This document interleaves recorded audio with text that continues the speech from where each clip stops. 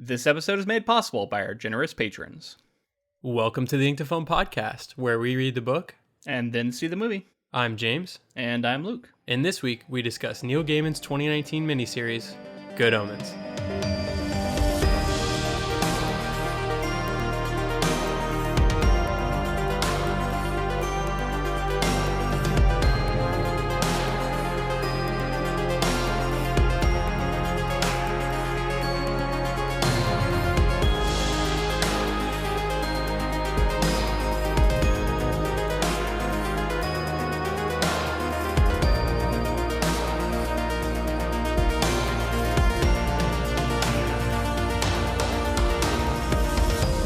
Good Omens. We read the book and now we're on to the show here. I was really excited about this adaptation and I'm having a lot of fun with it so far. We're 3 episodes in. What are your feelings? It's good. I mean, it's funny. It's pitch perfect in the casting, I would say. I mean, obviously, this is being showrun by Neil Gaiman himself. And I was trying to think, there's not many times where that is the case. I think maybe there's been a few Stephen King productions where he kind of adapted his own stuff, but I feel like you just don't see this very often. And it's interesting to analyze, to me, what effect that has on this adaptation, because I think it does have a pretty profound effect on it. Starting with casting being so perfect, I think is because one of the creators is probably one of the key people behind picking these actors to play these roles. I mean, I think it just goes to show how difficult it is to be a showrunner. Like it's a totally different world than something like writing a novel or even making a film, because it's this is 6 hours worth of material that they have to film. Sure that they shot way more than that, and just all of the little intricacies and every little detail have to be consistent through six hours worth of content. So I can't even imagine how overwhelming it must have been for him to go from being a novelist or screenplay writer for films, to moving into something like this. I mean, there's nothing he can't do. I mean, I think he's nailing it. The show's stylish. It's well shot, and well conceived, and very, very faithful so far. We've only watched 3 episodes. I know he said that at the top. We did read the book over the last 2 episodes of the podcast. We talk about that at length. So we kind of know where this thing's going, but we also don't know what changes are going to be made. And there are some changes. There are a few. We'll definitely be highlighting those as we go, but we're not going to talk about where things are going. So if you haven't seen the episodes 4 through 6, you're safe. We definitely won't be talking about where this thing is headed. We're going to keep it to just these 3 episodes. Yeah. I think the main thing that they nailed was the tone. I think that although it's maybe not quite as I think it almost feels more coherent, if that makes sense, as a show, like being fleshed out and seeing some of this, it's more coherent. It is almost less erratic and all over the place, which I kind of enjoy. And that's not to take anything away from the show. I just think it's different. And I really think that they nailed the tone. And like you said, the casting is just amazing. David Tennant and Michael Sheen are just absolute charisma machines. They're side by side. Anytime they're having banter back and forth, they're killing it. And it's just so much fun. All of it's been so much fun so far, and it's. I have to say I shouted out loud and I was in glee when Frances McDormand was the voice of God. Oh, okay. I did not know going in that Frances McDormand was going to be God, and I was like, this is perfect. Yeah. I mean, I didn't have that reaction to that part, but I mean, I'm fine with it. I don't know Frances McDormand from. She was in Fargo. She was like the lead in Fargo. The original film. Yeah. Oh yeah. She was recently in 3 Billboards Outside Ebbing, Missouri. Oh yeah, that's why I missed that one. Yeah. She's fantastic. I got to be one of the finest actors out there right now. She's amazing. Cool. And so to have her as the voice of God, I just thought that was amazing. Nice. Well, I went into this thing I remember being kind of worried. I get kind of anxious before seeing these adaptations historically, because we've been burned a few times. For the most part, I feel like we've been lucky, and we've gotten a lot of really good adaptations over time for the things we cover. But every now and then we get one that's kind of a clunker, and I was a little bit worried going into this. I'm like, oh, I hope this is gonna feel right for this. And then I think it was like just the first 5 or 10 minutes, and with the garden and Crowley and Aziraphale talking, and I don't know, like the whole thing where he gives the humans fire, he gives them the flaming sword, and they're fighting like a lion who bats away the sword, and so it's so cool. That's what I mean. They just nailed that tone, right? Yeah, it just made me smile. It's so funny and in such a genuine way. And so I immediately felt like, okay, they're doing it right. And then the intro, the title card, the intro sequence is really good, and just it shows that style. It sets the tone for the show, like what kind of show this is going to be. So I do think there's going to be an adjustment period for people who are coming in cold, who have not read the book and are like, what is this Good Omens show? And it's going to be a small adjustment period, I think, where they're going to have to realize what kind of show this is, because it is a little unusual. It actually feels very original in that way, in that it doesn't directly remind me of a lot of other things. I agree with you. I think that it's the nature of the book as well, because it's just so. I feel like the book is unique as well. I think it's just the tone that it's hitting and the seriousness that it's handled with, while also, the entirety of the story is played for a joke, and yet there's so much more to it. And when you let yourself go and really like let the story take you, it's just, I don't know. I think it's incredible. The title sequence that you were talking about, I want to definitely talk about that.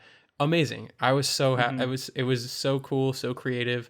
If you've read the book, there's tons of little, like the entire story plays out basically on screen, kind of, I guess. Yeah, in some ways. I mean, at least you get the details of things that are coming, not like the actual story.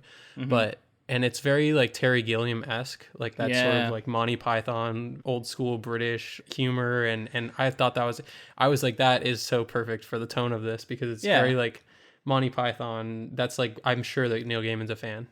Yeah. Okay. So I'm not the only one who got that. I got those vibes, and I was like, well, maybe I just don't watch enough stuff, and that's my one touchstone for that kind of humor. But yeah, those cartoonish, like almost like cutouts and stuff that we get reminds me of like Monty Python and the Holy Grail, and some of those like, brief scenes we get of that in that movie. And I don't know, that was where I went as well. And to speak about Terry Gilliam, he was actually set to direct a film adaptation at one point.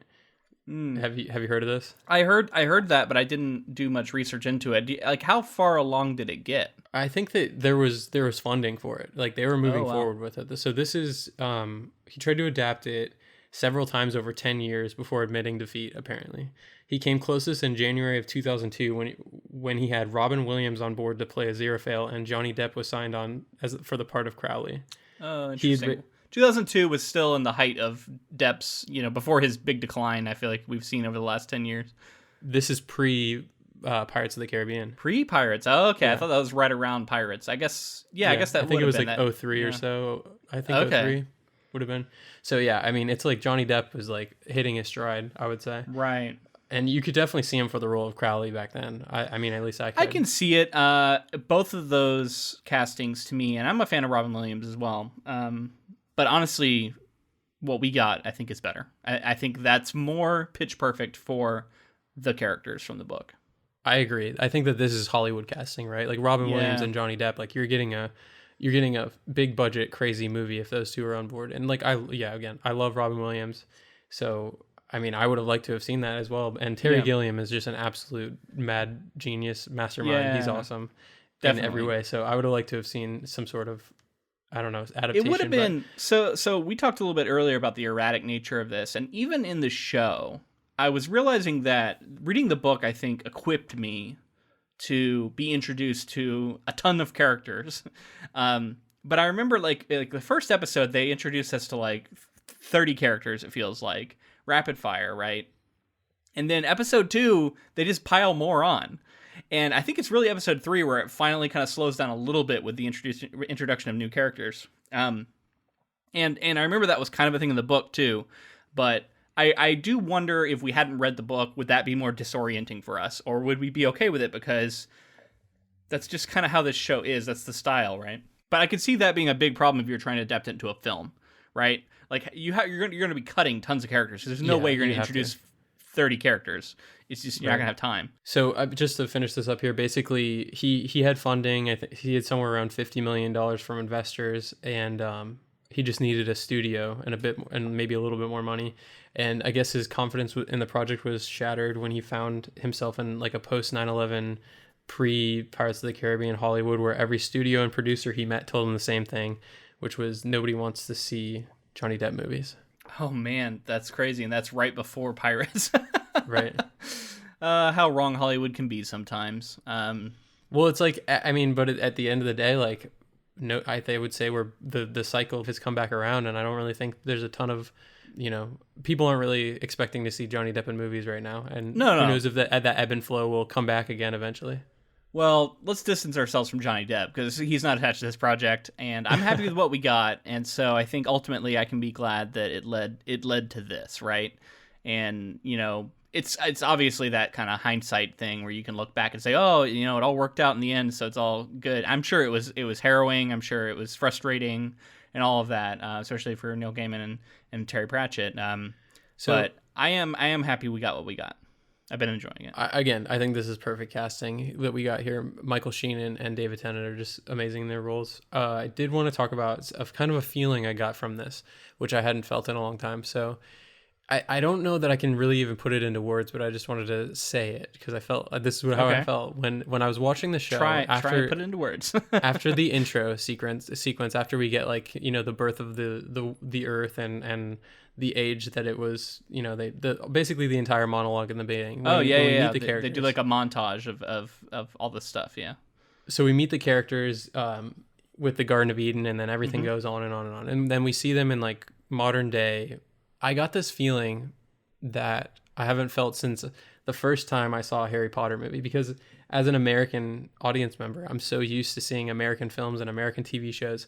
And there was something about and maybe it was just the fact that they were in London, and it was probably some sort of, I'm sure that this is mostly a British production, but it felt there was something about it that was reminiscent of the first time that I saw Harry Potter, and how it's just like, maybe it's like a slight culture shock. Maybe it's like something to do with the way that they tell stories there or something like that. And I think that this is separate from the tone of the book, because it's not necessarily the tone of and how like aloof it is. It's more just the production and the way that things were progressing. It felt, I don't know, even the TV show felt very British to me is what I'm trying to say, I guess. Interesting. So maybe I think this sounds like there's a bit of a J.K. Rowling effect on you that now whenever you see England, you're just going to be happy and think of magic and Harry Potter. Well, I think that was me for a while, right? So that was my introduction to it. I was a child when I read those Harry Potter books, so that was definitely my introduction to that. And I've consumed tons of British media since then,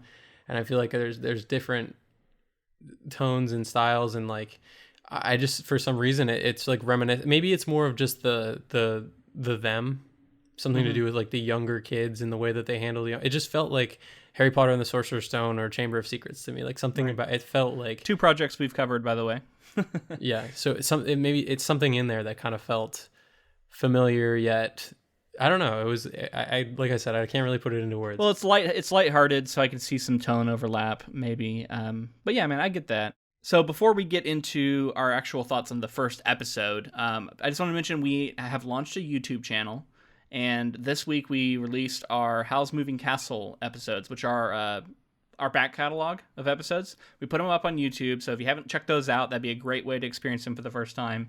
So we covered Diana Wynne Jones's novel across 2 episodes, and then we did one on the Hayao Miyazaki, legendary anime film. So those were super fun episodes. Check them out. Yeah, so going forward, we're going to be full spoilers. We've had light spoilers, I feel like, so far, but this is going to be just for the 3 episodes we're covering. For the first 3 episodes, yeah. And again, we're not going to address anything beyond that for now.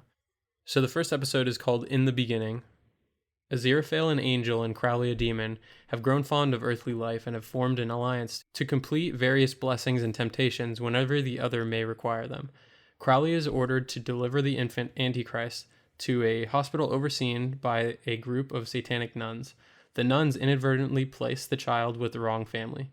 The demon Hastur sets the hospital on fire after he believes the nun's job to be done. Aziraphale and Crowley, both reluctant to facilitate Armageddon, hope to influence the child in equal heavenly and hellish measures, such that he becomes normal. They go to the wrong child's house. The 2 lie to their respective leaders, Archangel Gabriel and head demon Beelzebub, On Warlock's 11th birthday, Aziraphale and Crowley wait at the boys' party for a Hellhound to arrive. When the Hound does not arrive, they realize that they have the wrong boy. The Hellhound locates the Antichrist Adam Young, and conforming to the wishes of Adam, transforms into a small dog. Adam names the Hound Dog, initiating the countdown to Armageddon. I think we're just going to hop around within the episode. I want to give a shout out to Jon Hamm. He is playing Gabriel, the angel Gabriel, right? Which is kind of an added character. Did we get any Gabriel in the book? So I have some information about this, but I think he was mentioned in the book. His name is mentioned in the book. I don't think he does much.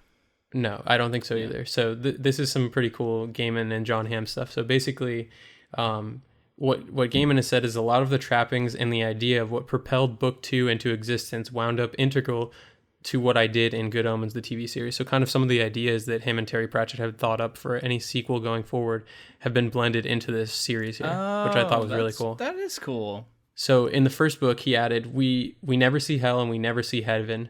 We never actually see the people behind the scenes who are very, very keen on Armageddon. Mm-hmm. And then he goes on to say, I got the lovely, wonderful Jon Hamm to play the angel Gabriel and sell you on the whole thing. I don't know if it would have been as easy without Jon. When Gaiman came up for the idea of Gabriel, who is not in the novel, he said, I just thought, well, he has to be the best looking, best dressed, convinced of his own righteousness boss you've ever had. And it doesn't even occur to him in any universe that he could be wrong about anything. And who do I know that could play that and pull it off? So yeah. Gaiman wrote to Jon Hamm. He says, I sent him an email. Dear Jon Hamm, some years ago you told me that Good Omens was your favorite book when you were in college and that it was unfilmable. And I have made the mistake of turning it into television. And would you mind playing Gabriel? He isn't in the book.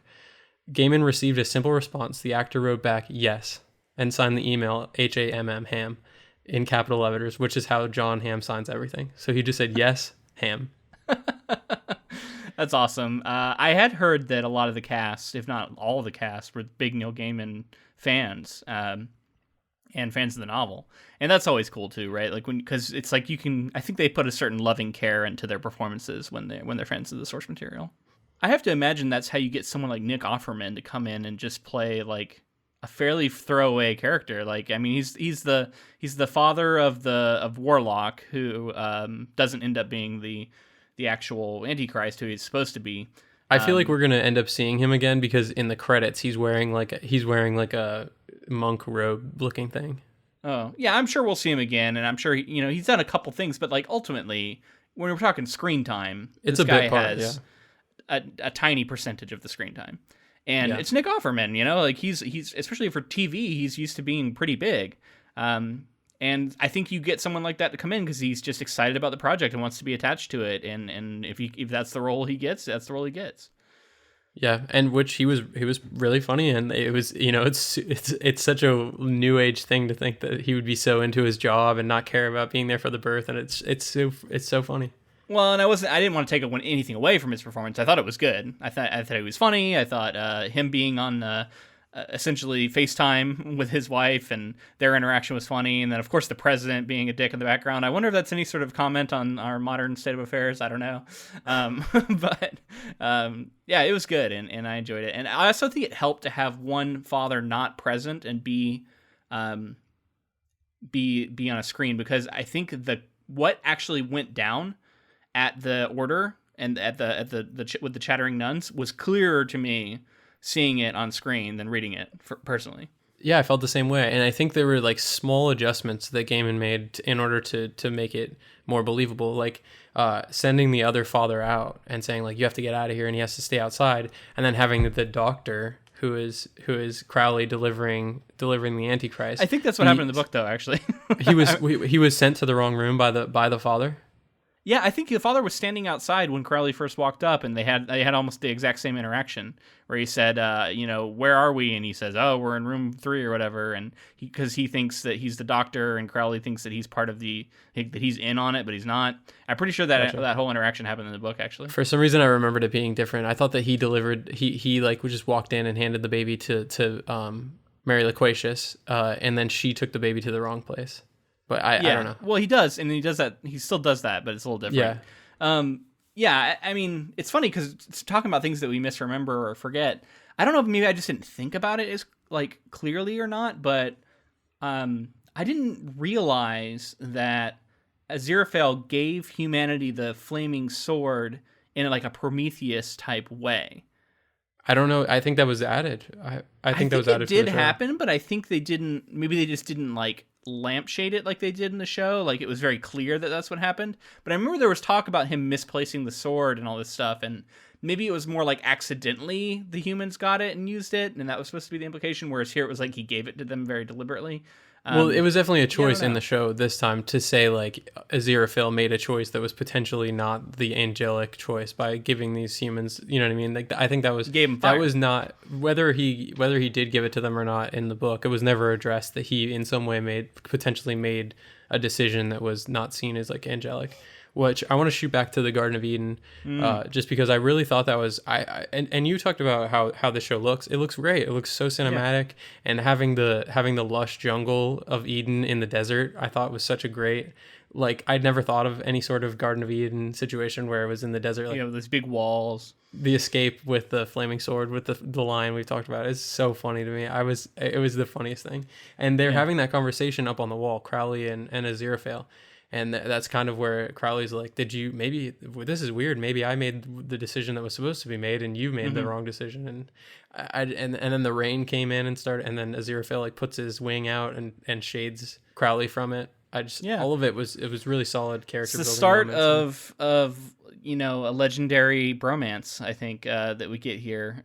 Their relationship. You say bromance, but maybe potentially actual romance. It was really, there's a lot of vibes in the show that I'm getting that's like it might be romance, and especially episode 3. 100%. Yeah. Well, and it's funny because I think this is one of the most, I don't know if this is true. I'm not really into the fan fiction community, but I just know there's lots of like slash fic about them actually being lovers, these two characters, and over the last 30 years, I'm sure there's been tons written about it. So it felt like they're embracing that. They're saying like, let's throw some more fuel to the fire. I don't think they're going to come out and say that that's what's actually going on, but they are adding fuel to the fire for sure. Right. I don't think they have to though. I think that's fun. I think it's worth leaving the things unsaid so that we can infer. I think that's smart. I think it's either way. Like if you want to look at it as it could also just be looked at as like a really deep platonic friendship and love in that way too, and a very deep one. And especially the characters are described as being sort of asexual in the books. It says that angels are asexual, right? And so it can lend itself to that too. So I think it's open to either interpretation. I don't think either one's wrong, honestly. And I think it's more just like however you want to think about it, go for it. Either way, it's endearing to me, and I just love seeing the two on screen together, and especially episode 3, they just have some really great moments. So to jump to the next scene, we see Gabriel meeting with Aziraphale, and Aziraphale's like eating sushi, and this is when we see Gabriel kind of like talking down and saying like, how could you ever put that food in your mouth, and like my body's a temple, and yet he's still tempted by like the clothes and stuff. He loves the clothes, and so he's getting into the human stuff while also like looking down on it. I just thought that was really, really strong for he's so funny. Character. I think there's a scene in the next episode that is my favorite Gabriel scene, but I don't want to jump the gun. I know what you're talking about. It was so funny. I wanted to talk about Hester and Liger because thought I like that their costumes are weird, and I'm really into that they went for it. There's like a lizard on one of their heads, and like there was a frog on another person's head at one point, because there's like a lizard on one's head, and then I think when they're actually underground at one point there's a frog on the other guy's head.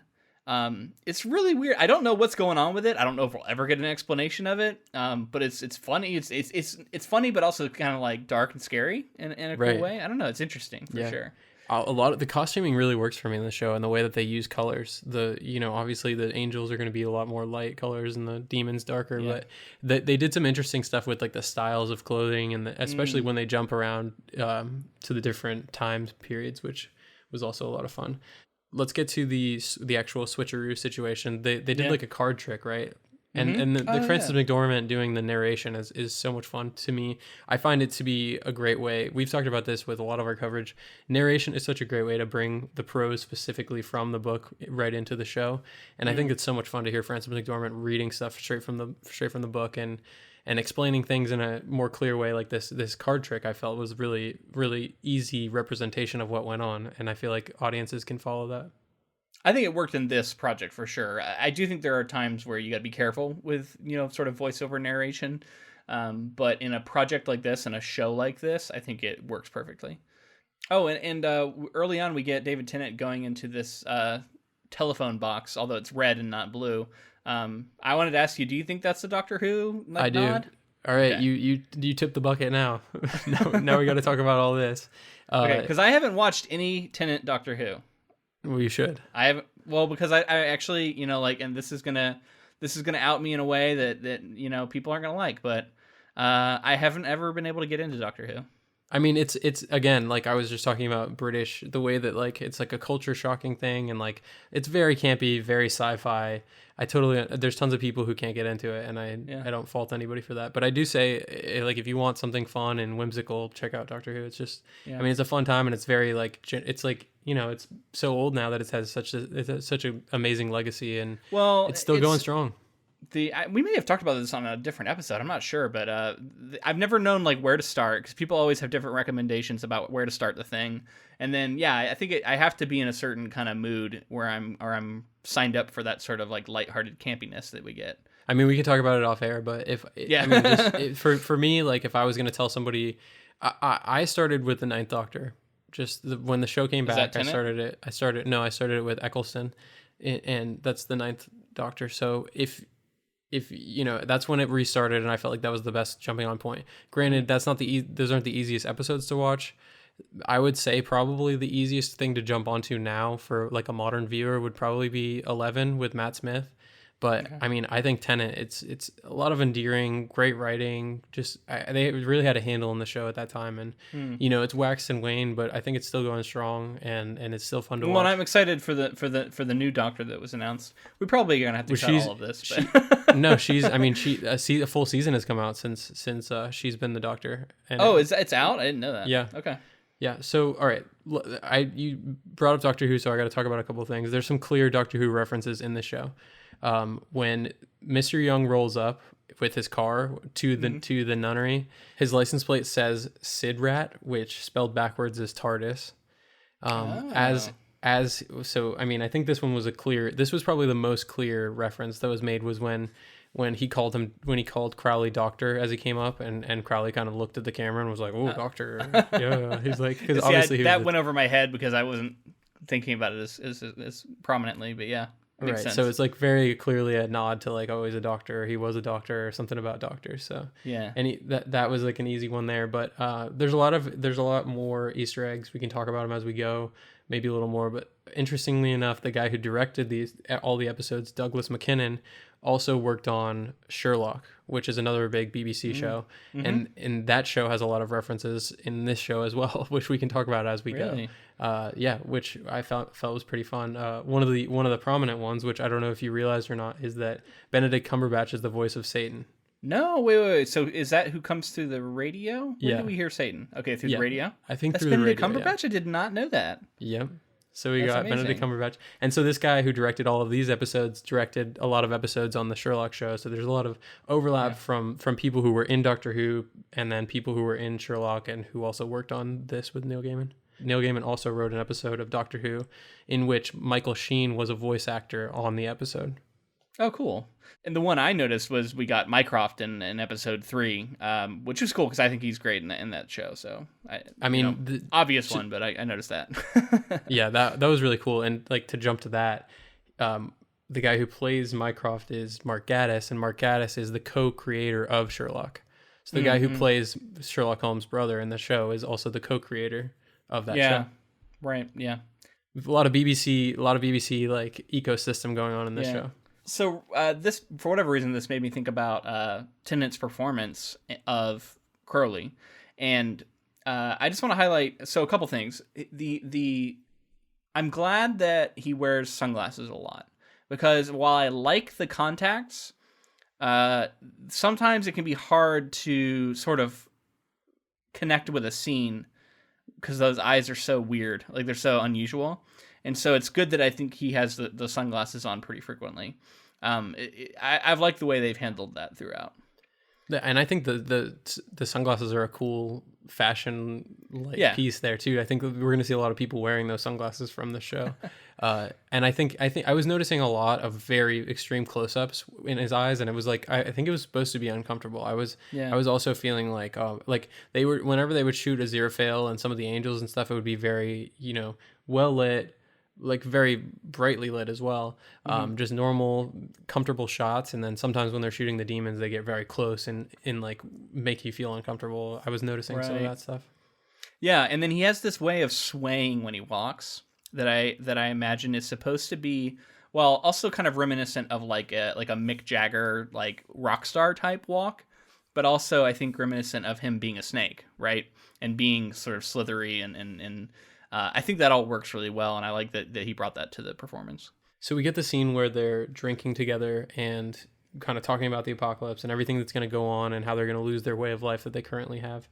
And then they have the sobering up moment, which I thought was really weird in the show, which, weird is a good thing around here. So yeah, I just thought it was super funny where they're like, and then the bottles fill back up with the whatever they were drinking. Yeah, it was funny. And then they had like a weird taste in their mouth.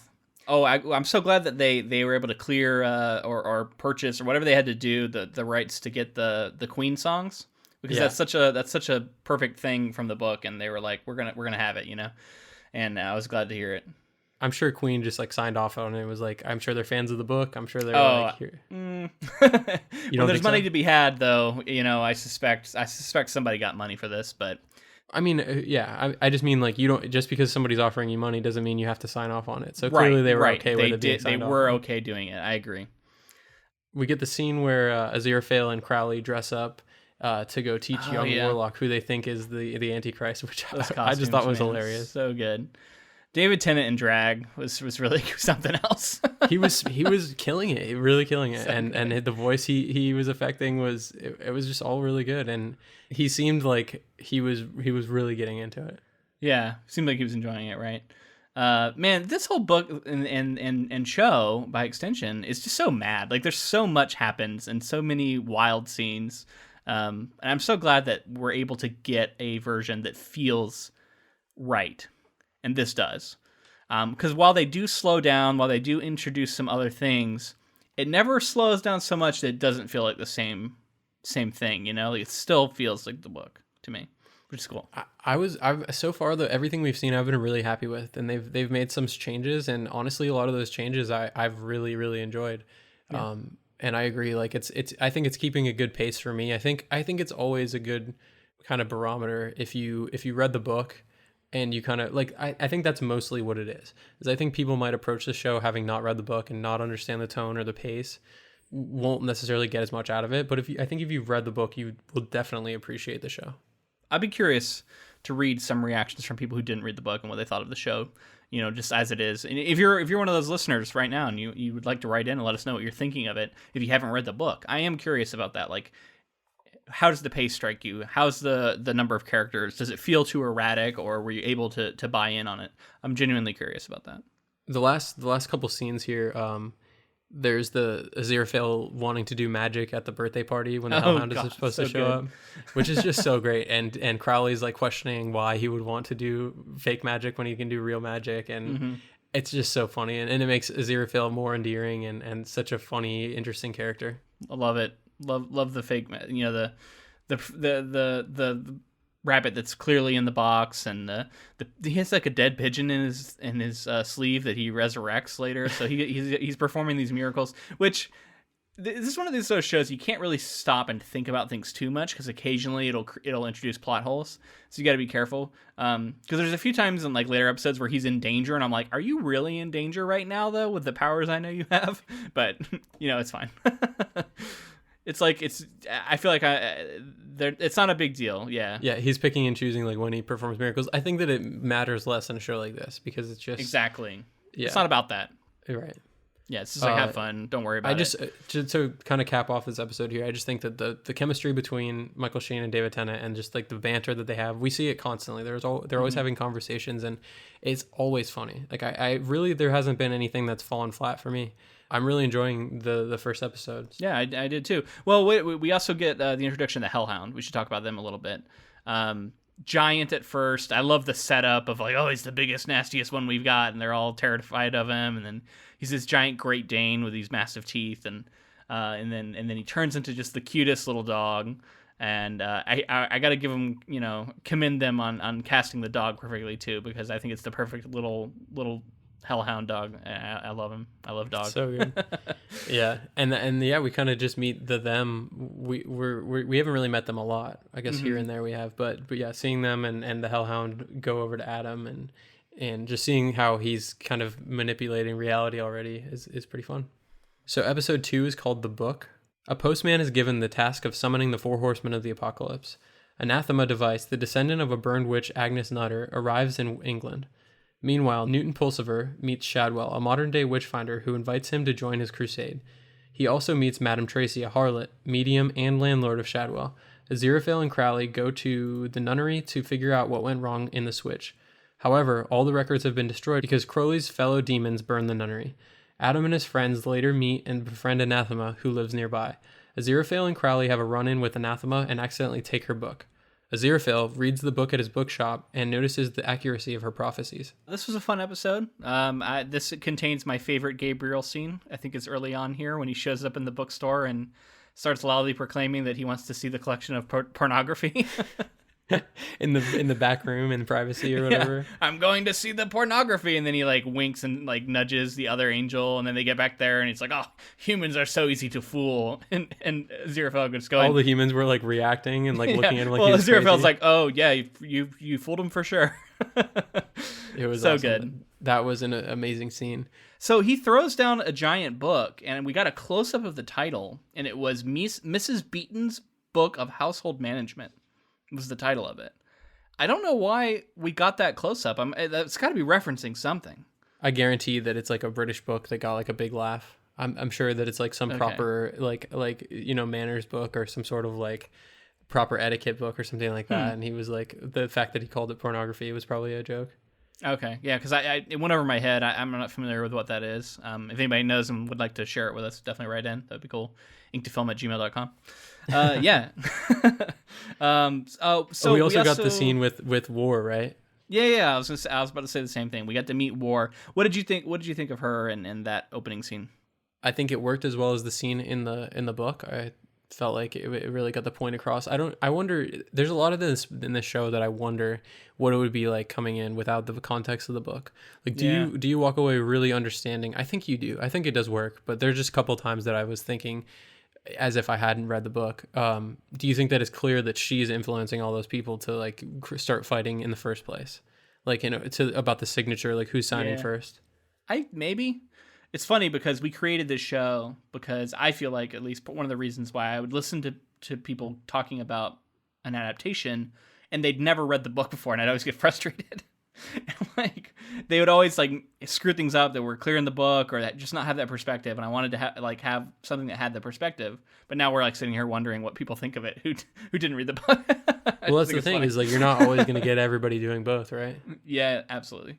No, you're right, and I think her performance as War to me was okay. It didn't do anything. I mean, and maybe I'll change my mind as we go forward. But in this early goings, there was nothing that made me feel like this was like a highlight performance, right? Like it was fine.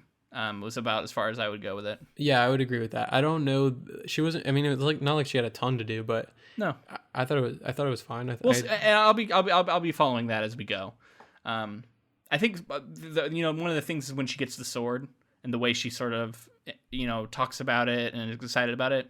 I think there was like just something more menacing about War in the book that maybe isn't quite in this character, like that edge of danger. Like I get that that's what they're going for. I just don't know if it was as convincing as I wanted it to be, and I don't know why that is. But yeah, it just felt like there was something in the War in the book where we immediately felt that conflict just emanating from her. In a way that I got was what they were trying to say, but it just, I don't know, something about it didn't quite hit that same like 100% of efficacy that we got in the book. I see that. So we get the flashback and we see Agnes Nutter in her last moments and her revenge that she has against all those people. I thought it was funny to take Jack Whitehall, who plays Pulsifer, and have him also play his ancestor. So an example of something that I think would have definitely been changed if the showrunner was not Neil Gaiman is the name of that character who's going to burn her being "Thou shalt not commit adultery." Pulsifer. Pulsifer, like that's the kind of thing that is like kind of too confusing, honestly, because like I was able to get it because I read the book and I was like, oh, okay, that's what they're referencing. But I'm wondering, like, people who are watching this, I have a feeling a lot of them are just confused by what are they talking about? When he shortens the name and everybody's calling him Adultery Pulsifer, like I think that it's clear. Although I guess it's. I don't know, man. Maybe we get so many characters who have names in this novel and in the show that have names that like aren't normally names. Like anathema. Adultery. Just different names that you're like, is that supposed to be a name? I don't know. It's unclear. Right. I don't know. It just it's. I feel like anything that is like potentially confusing in a side character like this. Often would get adapted out. Somewhere in the process, it would get left behind. But obviously, it was important to Gaiman to keep it in. And so I'm not saying that's a bad thing. I just think it's indicative of... I said earlier that there are some things that I see in this where I go, this is only because Neil Gaiman is adapting this. This is the only reason we're getting some of these details, in my opinion. And I think that's kind of the thing I'm talking about, things like that. So I wanted to mention something that Gaiman said about adapting this, where somebody asked him what they think Terry would have enjoyed the most. And this is a quote from Gaiman. He says, knowing Terry, he just would have had such a great time with the nuns. He would have been hanging out with the nuns. That's what he said. So I thought that was so funny. And, that's cool. I think that it's so like nice to think about that he was able to complete this journey for his friend. And you've been posting stuff on the Facebook group, and I've been reading a lot about their friendship, and we listened to that interview, and what a great friend that he was able to come to fruition and finish the show and have it be the essence of what was in the book. I think it's just such a great story behind the story. So I spotted I believe it was an Easter egg for Terry Pratchett. Oh, yeah. Did you spot this as well?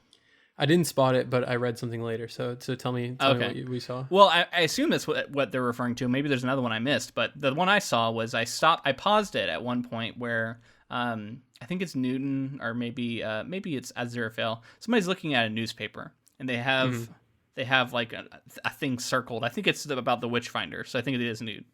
And I paused it because there's as prominent in the shot is this other story almost to the right of it that's not circled.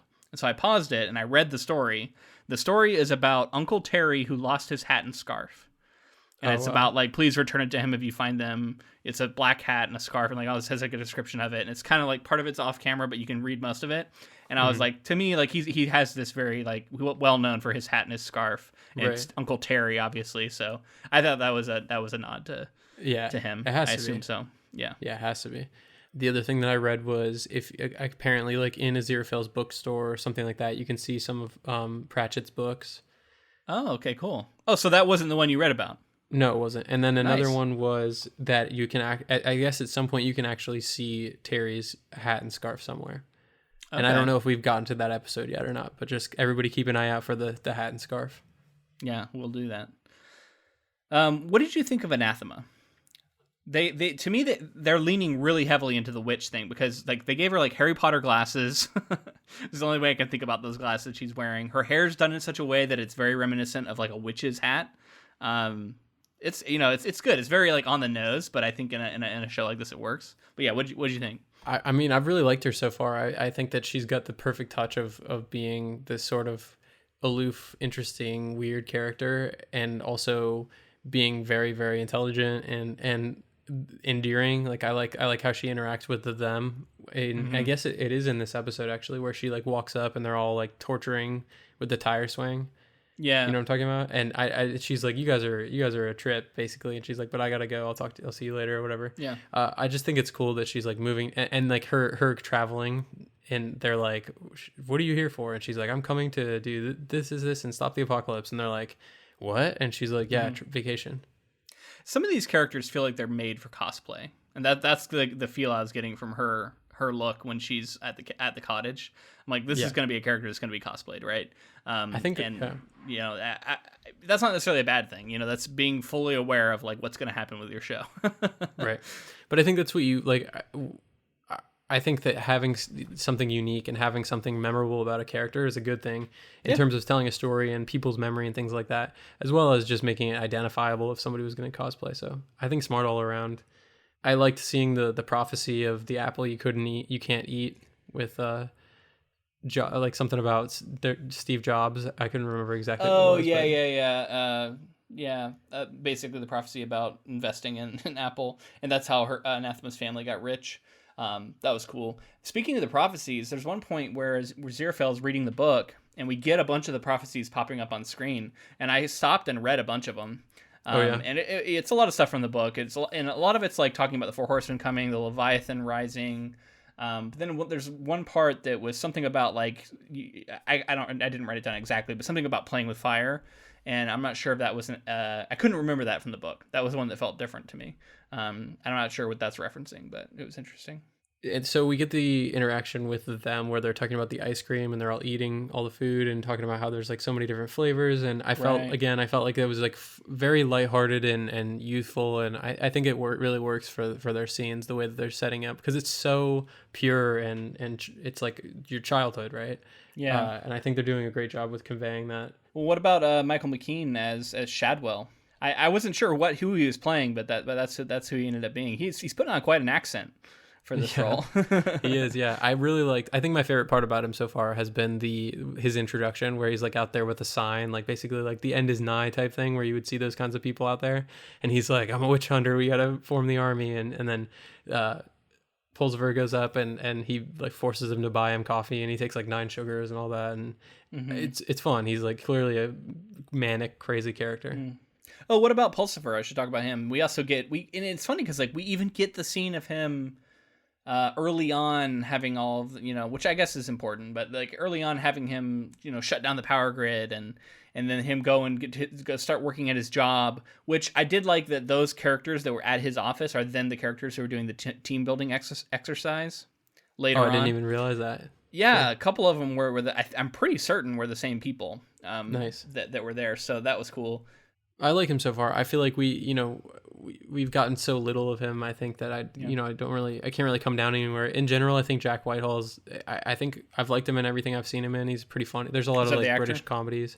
Yeah, that's the actor. Sorry, I'm not familiar with him at all. He's a comedian, and he's been in a lot of British comedies shows that are like some of the more popular like teenager to like young adult ones, and he's always really funny in them, and his stand-up's pretty good too. So I think he's doing a good job. I just don't really know if I've seen enough of him to make a decision. I know I saw some, now, take it, this is like on the internet, this could just be one random person in millions, and maybe this isn't a big thing, but I've seen some criticism of people saying that he's too good looking to play Newt, because Newt in the book is described as being less attractive. Yeah. And I was thinking about it, and I think I come down on I have 2 thoughts about it, but actually I want to hear what your take on it is before I hit you with mine. What do you think about him being maybe perhaps too attractive to play that character? I just feel like I'm so desensitized to that at this point. Like I don't really think much of it. It's just gonna happen with a TV show. I feel like a lot of the time, or like a movie. It doesn't take anything away or add anything for me personally. It's just what it happens to be. I understand people who are really attached to the character wanted to identify more with somebody who isn't maybe like movie star level of attractiveness or whatever. But yeah, I didn't really think anything of it. So we encountered this with Ready Player One, right? With Parzival, obviously was described as being far less attractive in the books. Now this is also more of a side character. I mean, I guess he is important, but he's not. I don't know. There's not really like one main character in this book, whereas Parzival clearly is in Ready Player One. So on one hand, it's like it's not that important, and on the other hand, yeah, it's Hollywood. And they're gonna do this. They're like, I just feel like you can take any character and just make them, some percentage more attractive. Is what's gonna happen when you put them on screen. And we totally get that. And then actually, you know what? I can't really talk about the second one because it's kind of a spoiler for what happens in the next 3 episodes. So instead, I'm gonna put a pin in that until our next episode. Then remind me and we'll revisit this. Hopefully I'll remember. Because there is something I want to talk about more with that, but yeah, can't talk about it without spoiling what's going to happen in the future. Okay. Well, until that time, we're going to talk about episode 3, but the last scene I want to talk about in episode 2 is the scene where Crowley and Aziraphale are in the car and they hit Anathema, or Anathema hits them, according to Crowley. Mm-hmm. And you know, it plays out like it does in the book. They just like it. He heals her bones, I guess. I don't remember that being. Oh in the book, yeah, that's true. Which was yeah, I don't think cool. she was as hurt. Yeah, that was. And cool. then you know, fixes the bike and then turns it back when they drop it off. Really funny stuff. And then the book gets left in the car, and that's when Aziraphale is able to read it. And I love the bicycle song with Queen, because it's like I want I want to ride my bicycle, and it just matches up well with the bicycle and more Queen. So and yeah, and I love seeing his care he takes getting the gloves out to touch this book, and I just seeing the actual shop, because that's something you don't get a lot of in the book, right? You don't get a lot of setting description, very rarely. And that's something we get a lot of in the show, obviously, because you get to see these scenes come to life, and they've populated them with tons of things. And that's one of my favorite parts of seeing an adaptation like this. It's just they have to fill in all those details, and it's really cool. Whereas when you're reading, you fill them all in your mind, but you're supplying them on your end, whereas they're giving it to you here. And I think that we talked about the costuming, but the set design is great as well. I think that it's all been really, like I said before, it's very cinematic looking. It's great to look at, and I think they're making a lot of good decisions. The third episode, which I want to jump into, is called Hard Times. The episode begins with a series of historical and biblical events that Aziraphale and Crowley have witnessed and experienced, and shows how their friendship grew. Among these events are Noah's Ark, medieval times, World War II, the French Revolution, the crucifixion of Jesus, and meeting William Shakespeare. In present day, Adam comforts Anathema after she loses her book. Both Aziraphale and Crowley separately send Shadwell to find Adam. Shadwell later sends Newton there to investigate. Aziraphale tries to tell Gabriel and the forces of heaven about the Antichrist switch-up, but they do not seem to care and later cast suspicion on him. Meanwhile, Adam mysteriously makes a nuclear reactor disappear from an airbase because of what Anathema told him. We start the episode with a massive change, and it's a long one too. I think it's about half the episode, and it's a cold open as well. We don't get the opener until like 30 minutes into the episode. And this is definitely my favorite change, and maybe one of my favorite parts of the show so far. This interaction that we get. This is my favorite episode of the 3 that we've watched, and I think that's a large reason why. Absolutely agree. Yeah, it's great. I mean, just going to each time period and seeing the set design in general, and then just the interactions that they're having. There's the costuming, man. They all look. The costumes in every different time period is so good.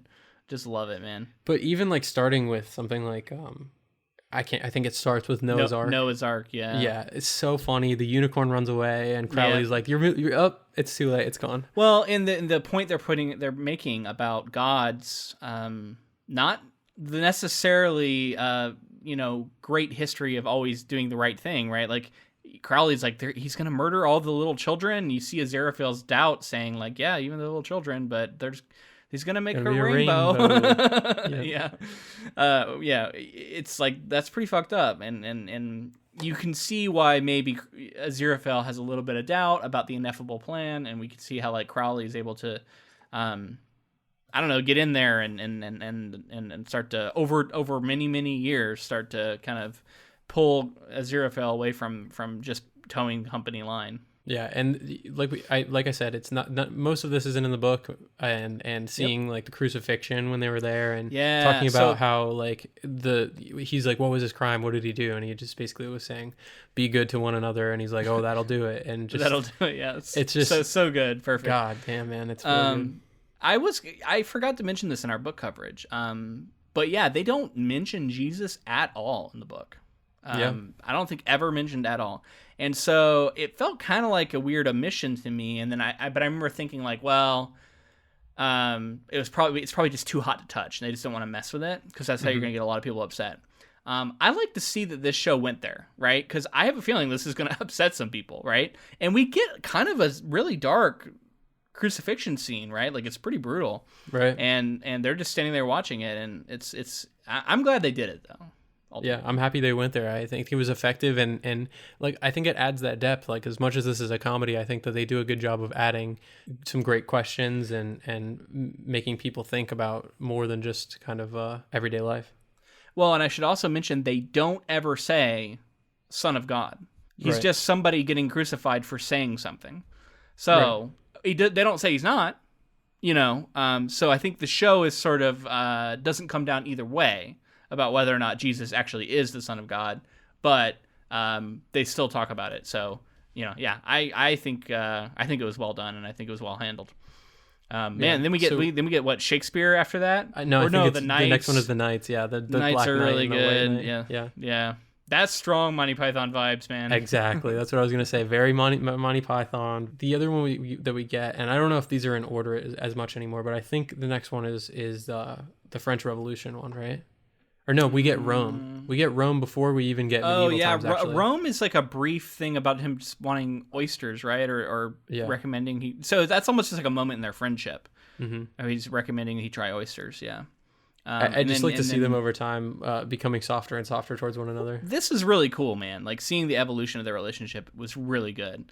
And then, and then we get some really funny stuff with William Shakespeare, steals a line from Crowley. All that was really funny. And then the French Revolution is when he comes to save the day. Crowley comes to save Aziraphale. Yeah, which I was like, can he just like miracle his own shackles off? Is he actually trapped here? I don't. Doesn't he say something about? He says something about like, if I die here, like it'll be a great inconvenience, and like there'll be some paperwork to be done.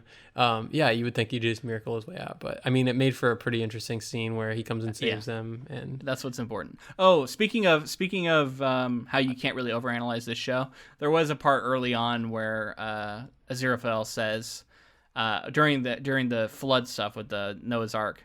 He says like, I don't think he's upset with the Native Americans. And I was like, wait a minute. Is there such a thing as America yet at that point? And would they call it America? Who is he referring? I started thinking about all these things. And I'm like, you know what? Doesn't matter. Don't worry about it, Luke. Stop overanalyzing this show. I liked in the French Revolution that Aziraphale was willing to go into the French Revolution so that he could have some crepes. Like he was across the way, and like it was just really funny and really fitting of his character. And then I think probably my favorite one was the World War II sequence where they're in a church and there's like some spying going on, like some double backstabbing spies, and Crowley comes into the church and he like can't walk. He's like hopping around because it's like hot. It's hard for him to walk in the church. It's funny. Yeah. Oh god, it was really good. And then we get like Hitler's looking for all of the Spear of Destiny and all the different Ark of the Covenant, all that stuff. Right, because he was really like super into occultist stuff like that. Right, and then like they were looking for this copy of Agnes Nutter's book, and Aziraphale talks about how like there's only one copy, but there was one prophecy that had been written about, and it's don't invest in or don't buy Betamax. Yeah. He's like, all right, we'll tell Hitler. Yeah, it was good. And then we do get one more, I think, a little later in the 70s, and where we meet a young Shadwell and his first interaction. And I mean, every one of these, the costumes for Aziraphale and Crowley are so good. Like, they're time-specific sunglasses. It's just so good. Really good stuff. So basically he's been setting up a heist. Crowley's been setting up a heist because he wants to kind of like French Connection, kind of like trying to set up this crazy heist, and the holy water. He wants the holy water because he wants a backup plan if everything goes south. And this is when Aziraphale is basically just gives it to him and says like, you don't need to do a heist for this. And that you can see there's a couple moments within all of these scenes where we see them really like shocked at how much the other person cares for them, and I think this is a strong moment. And Crowley offering to give him a ride anywhere he wants to go, and it was a sweet moment, between these two characters. Something I love about the fact that he offers him a ride and the way that Aziraphale turns him down is he says something about how like, no, you go too fast for me. And I was thinking about like in terms of their relationship as well. Like I thought that was a really great piece of writing. Yeah, and fuel to the fire, as we said before. Right. Because that seems like a touch more than platonic to me. Absolutely. So that's like the first half and then we get the intro sequence, which was cool to get like a 30-minute cold open of all their history together. It was very cool. And I love that whole sequence. So good. And it really makes what happens later in the episode pay off really well too. Exactly. Like as soon as we come back to the present day, Aziraphale is like doubting their friendship, and like he basically realizes like, oh, Heaven needs to know about the switch, and like they need to do something about this and stop the apocalypse, and I shouldn't be working with the demon, and it culminates in that scene at the end of the episode, but we'll get there. So Shadwell naming all of his like kind of the superiors, and we learn about his superiors who actually run the Witchfinder network here. What was it, Tin Can and Milk Jug, and was one of the funniest things, probably the funniest thing in the show to me. Where and then Crowley shows up and he asks him like, you got to send some people to go find Adam, and basically he's like, yeah, I'll send my best agents, Agent Table and Agent Fork or whatever. I can't remember the other one he says, but he's just like he's not creative with his Pepper, Agent Pepper. Other agents and stuff. Yeah, Agent Pepper. Yeah. And I do love that both of them have the same network of agents. It's, it's Shadwell on both accounts. Funny stuff. I'm excited for some things to come with this plotline, but I won't get into them. We see that the angels and Heaven have basically turned on Aziraphale and have said like, no, we want the war to happen, and it's coming. So just get prepared for it. And we get Adam, who is kind of with Anathema and learning about a lot of conspiracies and things wrong with the world and what's okay but what's wrong, and it leads to, at the end of the episode, the nuclear reactor disappearing, but the power is still going. It just doesn't need a reactor anymore because he's kind of disappeared this reactor, but they still need the power. So this brought up something this was a weird feeling for me, because the other thing that I've been watching recently is Chernobyl. Have you? I really want to watch Chernobyl. And this haven't yet. So I've, hearing nuclear reactor right now, I'm very sensitive to this because the show is just horrifying, and it's like, it's tough to, I mean, it's great TV and it's like really important stuff, but goddamn if it isn't harrowing and tough to watch. Man, I want to watch it now. Just the idea that they like look down. I got a lot of anxiety when they look down towards the reactor, because just, if you've seen Chernobyl, you'll know what I'm talking about. It's like, it was like, I was really anxious. I was like, don't look down there. That's a bad idea. That's interesting, because there's no way that was planned or something no that way they even thought about. It just happened to be that way. Well, it's in the book, so it was in the 90s. Yeah, exactly. No, that's true. Obviously, there's no connection. It's just, it was, I just had a lot of anxiety. It was a weird overlap. My wires were getting crossed, and I was just like, well, fuck, the reactor. We got to be careful. Yeah. So we did get some more interaction between Adam and Anathema. We get the introduction of, what's his name, like the busybody in town, and at one point he says something about her smoking her fatty spliffers, I think is what he says. Just made me laugh. Yeah. And she even repeats that, like, fatty spliffers? I think that's what he says. Yeah. And then, oh man, we also get the introduction of famine here. And this is not something from the book, and I absolutely loved it. The first course is a balloon of lavender scented air. He blows it in her face. So good. I want to go to a restaurant where they do that. And I was just thinking about how this is such a brilliant way to play famine in a way that isn't too dark. Because if you think about it, famine as a force in the world is a very dark and sad thing. And we could have had famine in like a rundown African city where everyone's starving to death. And instead we get him in a rich restaurant feeding rich people, lavender scented air and stuff. So it's like we can all laugh at them because they're idiots and they're doing it to themselves. And you know what I mean? Like, we can still feel good about what's happening, even though it is still kind of dark, but it's not as full blown dark as it could be. Well, it gets to be a little more real when you think about like how many people eat fast food, and we see the fast food place where he's like, oh, because then you're like, yeah, shit, people like, people who are in like what you would consider like a lower financial situation are probably going to be more likely to go somewhere like a fast food restaurant. And the commentary that's being made here is very obvious. Chow, yeah. The commentary is very obvious, and people, it's the stuff's super bad for you, and people still eat it all the time. And I mean, it's just the idea that like they don't care what's being put into it, and you can see he's very deliberately putting nothing in it so that and it's like, I feel like he's also poking fun at like diet culture too, which is kind of smart. It's like, these people are kind of doing it to themselves at the same time. It's like, this is a way to lose weight, and the obsession with image and bodily image, and that having famine behind it, I think kind of makes sense. Now, you had to have seen I saw the Elvis cameo. Yeah, I saw it. which is definitely only for book readers. There's absolutely no reason for that. To No, there's happen no in the show setup. otherwise. Yeah, there's no setup nothing, at all. So it was literally just like, oh, Elvis, he's around. I mean, he'd be way too old now, but they just threw that in there. This is a little nod to book readers, and that's so cool. Like, that's Gaiman just saying, like, "Hey guys, I see you, and I'm giving this to you." This is just cool. This is off like random, but since we read the book, I was playing this game, Headbands, where you have somebody's name on your forehead, and everybody's trying to like you're asking questions, and people are saying yes or no. And is this like the game from Inglourious Bastards when they're down in the basement? No, it's kind of, I guess. King Kong. But like somebody got Elvis. They had Elvis on their headband, and like they were asking us questions trying to get there, and they were like, "Am I still alive?" And because I had just read the book, I was like, "Maybe." As a joke. Pretty funny. Good stuff. Last scene that I would definitely want to talk about is the scene in this like gazebo area with Aziraphale and Crowley like meeting and kind of like breaking up a little bit. That's what I wrote it down as. I said the breakup scene. Yep. Yeah, and it definitely is like if you're looking at like a prototypical breakup scene in a film or anything like that, this is very much in line with that and the way that the character's reacting and I think it works for the character, like you said, whether it's platonic or not. It's clear that they care about each other, and this is a big kind of breakup moment. Yeah, it's heartbreaking, but it's also like hopefully they get back together and figure it out.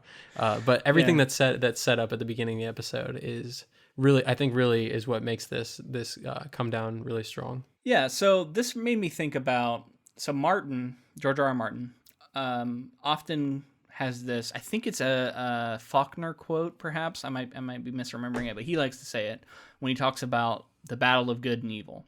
He talks about how in Lord of the Rings, battle of good and evil is very externalized, but in his stories, he wants the battle to take place within the own individual human heart, and so it's a very internal battle of good and evil. And I was thinking of that quote when I was watching the scene, and I was thinking about how Aziraphale and Crowley seem like they are symbolic representations of good and evil within humanity, right? They've gone native, as it said in the book.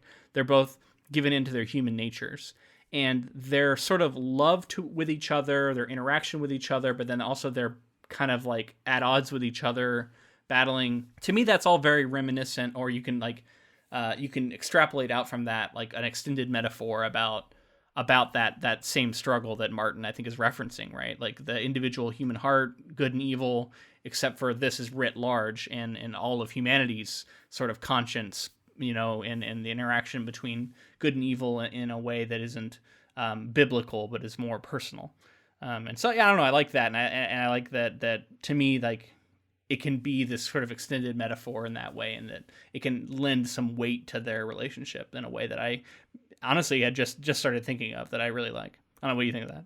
No, yeah, I definitely like that, because it's this idea that like the darker and lighter sides of ourselves, like there are pros and cons to them. There are good things, and I think you pick and choose the things and kind of stick to your moral grounds. And I think that's what these characters are doing, is because they're good, they can also see that if something's too righteous and too good and doing something for maybe the right reasons, but ultimately isn't the right thing to do, it's worth questioning, and which, I think is admirable. And then, some of the best art of all time has come from the dark side. So yeah, we'll leave it at that. Yeah. I like that. And they have this common ground, right, of this shared experience that they can interact with and connect over. And I think that is also really true for sort of like the good and evil within us are not mutually exclusive wholly. Like there is overlap there, right, and common ground, and it's all caught up in being human. And so I to me, that all comes across in the relationship, and I really like that. Yeah, definitely. That's a good point. So I just have one more thing to say about Neil Gaiman. I read that and I think I don't know, I think you might get a kick out of this, but he said that this is the one and only time he's going to do this. He's never going to like adapt his own stuff again.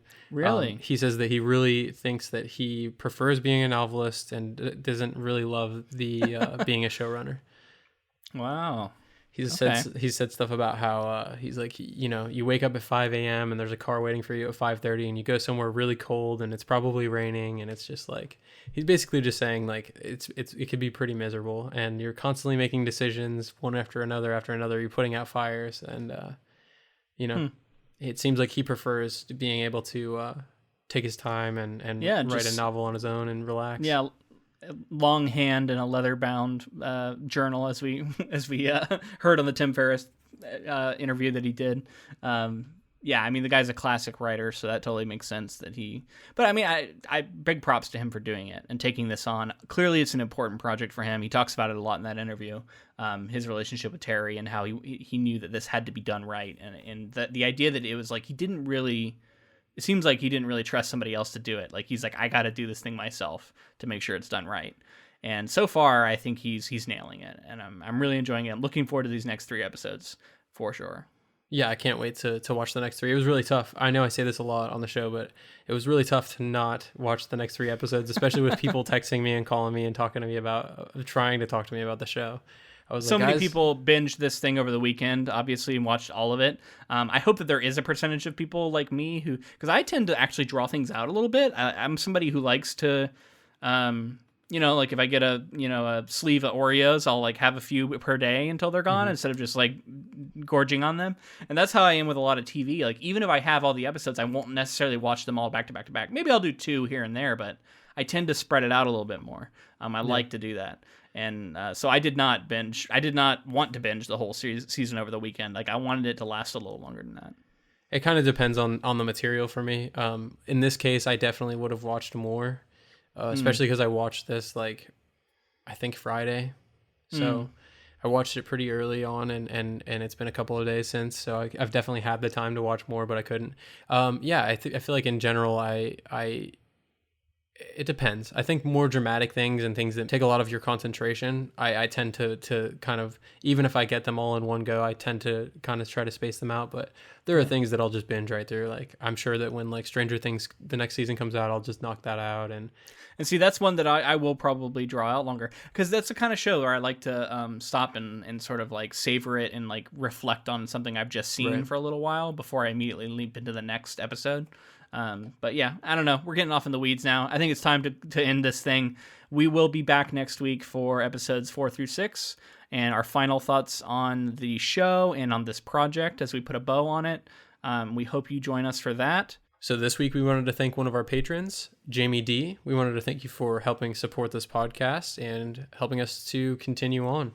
Yeah, and if you wanted to find out how to become a patron yourself, go to patreon.com/inktofilm, and you can find all the bonus content that we're offering, which is, I think right now, 13 bonus episodes, including a big discussion of Season 8 of Game of Thrones that we had, where we were commiserating over some things. So if you're curious about that sort of thing, definitely check it out. Follow us on social media. We're on Facebook, Twitter, and Instagram, all of those at inktofilm. And join our Council of Inklings on Facebook. And if you would like to help this podcast out in another way, if you enjoyed this episode, please leave us a rating and a review on whatever app you use to find us. And that helps us get the word out and helps us keep doing this thing. Thank you to Jennifer Delazana for providing our transcripts. And thank you to Music Lover for the use of our intro and outro music. All right, man. I think that's it for this week. So until next time. Thanks for listening.